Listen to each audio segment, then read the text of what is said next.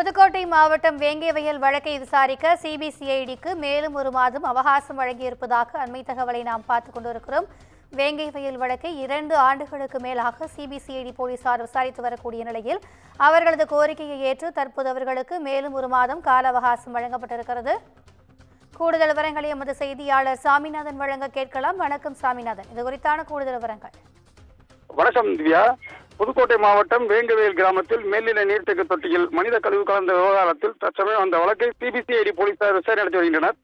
இதில் குற்றப்பத்திரிகை தாக்கல் செய்ய மேலும் 1 மாத காலம் அவகாசம் கேட்ட நிலையில் நீதிமன்றம் தற்பொழுது 1 மாத காலம் அவகாசம் வழங்கி உத்தரவிட்டுள்ளது.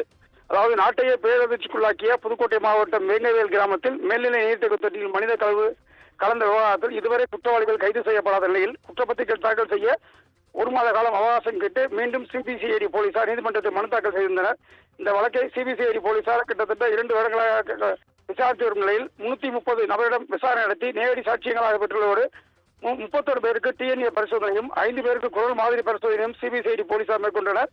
ஆனால் இதுவரை குற்றப்பத்திரிகை தாக்கல் செய்யப்படாத நிலையில் இன்று அந்த வழக்கில் குற்றப்பத்திரிகை தாக்கல் செய்ய தங்களுக்கு மேலும் 1 மாத காலம் அவகாசம் வேண்டும் என புதுக்கோட்டை வன்கொடுமை தடுப்பு நீதிமன்றத்தில் இன்று மீண்டும் மனு தாக்கல் செய்யப்பட்டுள்ளது. இதனைத் தொடர்ந்து மனுவை விசாரித்த புதுக்கோட்டை வன்கொடுமை தடுப்பு சிறப்பு நீதிமன்ற நீதிபதி சிபிசிஐடி போலீசாருக்கு மேலும் 1 மாத காலம் குற்றப்பத்திரிகை தாக்கல் செய்ய உத்தரவு பிறப்பித்து அனுமதித்துள்ளார். கூடுதல் விவரங்களுக்கு நன்றி சாமிநாதன்.